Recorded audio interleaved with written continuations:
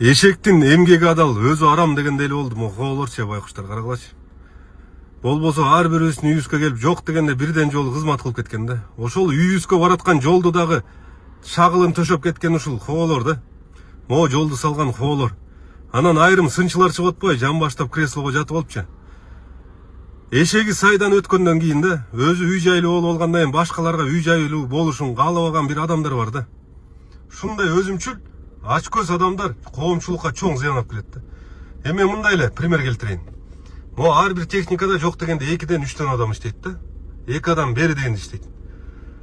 Монча техниканын азыр жумушчулары 5000ге жакын да. 5000 деген адам өзүнүн үй бүлөсүн, бала чакасын, ата энесин багышат. Алар менен кошо эсептегенде 20 000 деген адам бүгүнкү күндө жумушсуз азыр отурат да. Макул эми, алда калды. Мунун арты менен монолитчик шаар куруп аткан балдарыбыз да жумушсуз калды да. Алар 20 000 деген адам, шаарда монолит менен иштеп аткан адамдарыбыз, жигиттерибиз. Булар эми болбосо могу хоого гана чектөө киришкен да. Хоонун арты менен ушундай цепочка кетип каларына акылдары жеткен эмес да. Хоо токтосо помпа токтоду, миксер токтоду. Монолитте иштеп аткан тиги жигиттердин